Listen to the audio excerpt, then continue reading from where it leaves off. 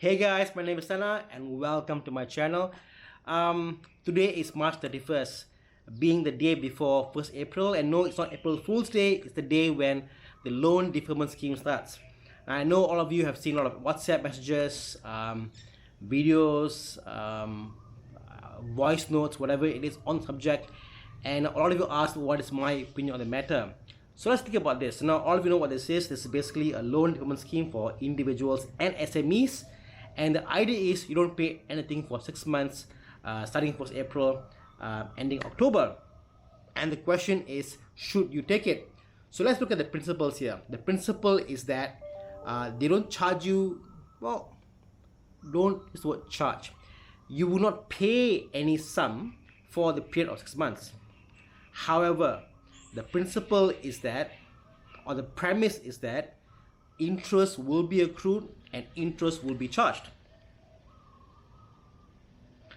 So, and if you think about this, they'll charge you interest, but you don't pay anything. And this is where I think it gets a bit confusing. Some of you came and said that, oh, you know what, if I got a higher purchase loan, it means I don't pay anything because I pay for the tenor, and it's good, you should take it. If it's a house property, or you think twice because it'll compound interest. La la la, lot of issues, lot of statements, lot of hypotheses. But this is the fact, guys. The fact is, for this 6 months period, interest will be charged.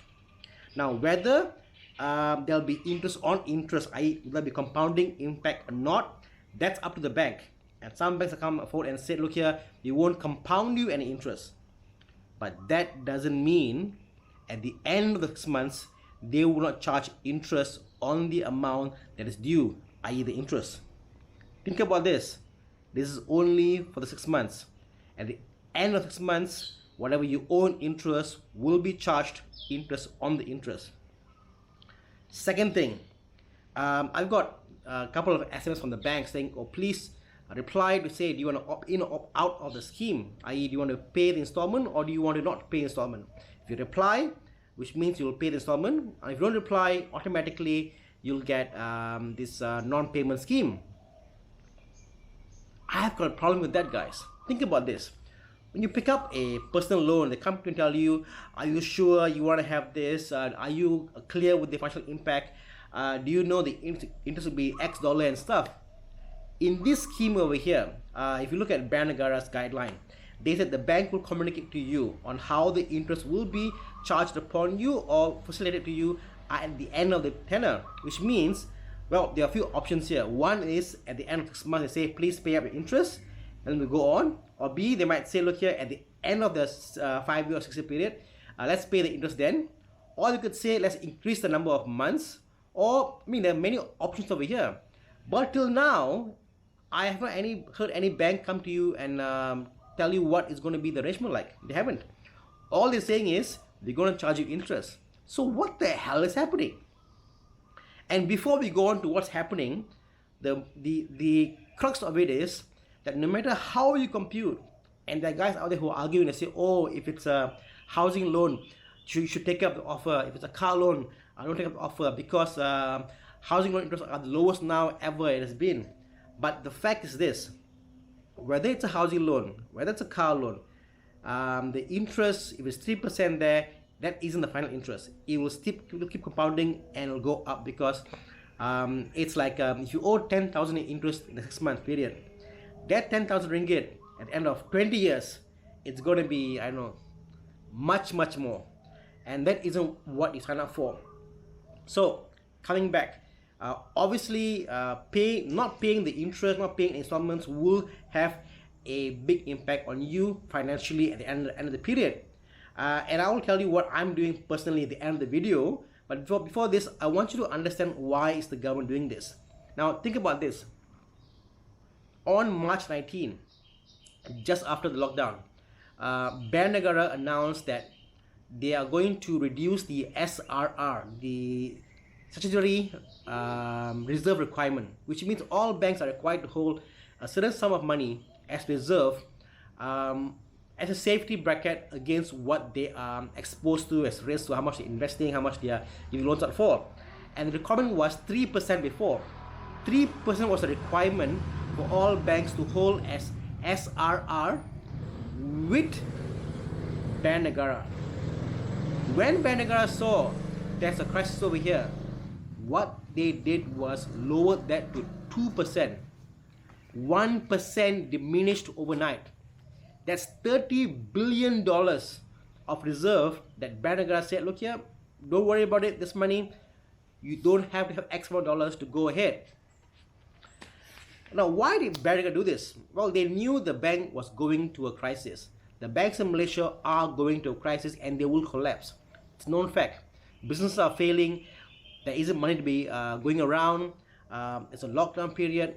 The banks knew about this and they were crying out for help. In fact, Banagara came and said, look here, you don't have to do any filing requirements, are all exempted. You can get away with it. And if you think about this, and well, some people might say, oh, the government is helping us.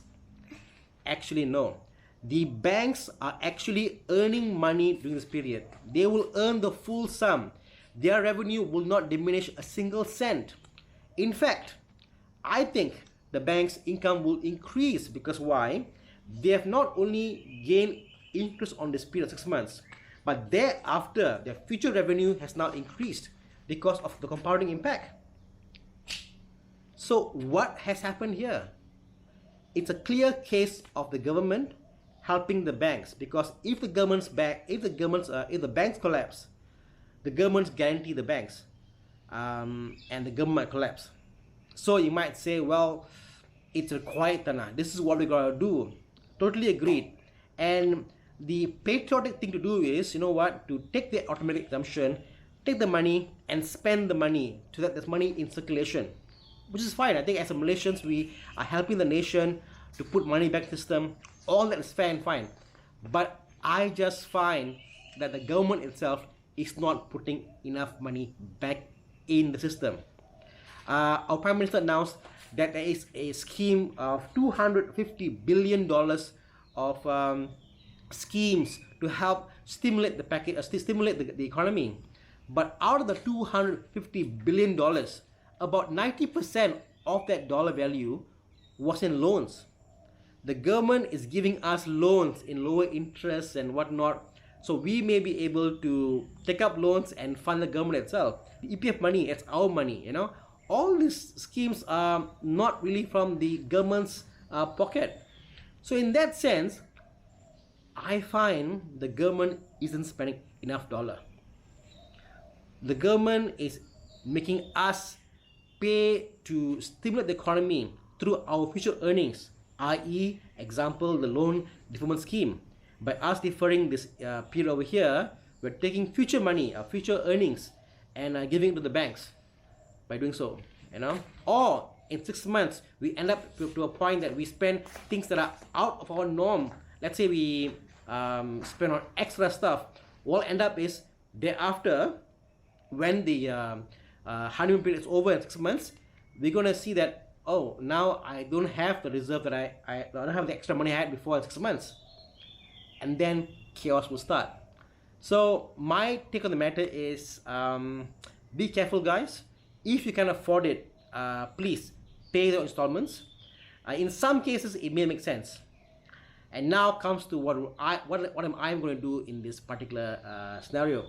Well, I've got my car, I got my property, and in these cases, for the car, I am opting out of the automatic deferment. I'm going to pay my car installment.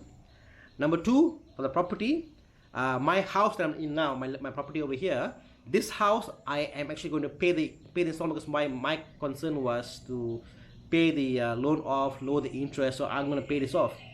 But my property that's more of an investment property, that's currently vacant, and because it's vacant, my idea was rental income offsets the interest. I'm going to opt to go for the automatic deferment.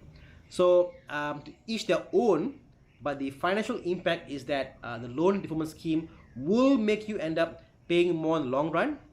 Only take it if you have not planned for this sort of emergency and you badly need the funds, or if you're out of a job, or there's no other way out of you by not paying, as in your business is totally impacted. Take it. Other than that, guys, please opt out of the automatic deferment scheme and pay your dues. So the next time, this is me saying, stay driven.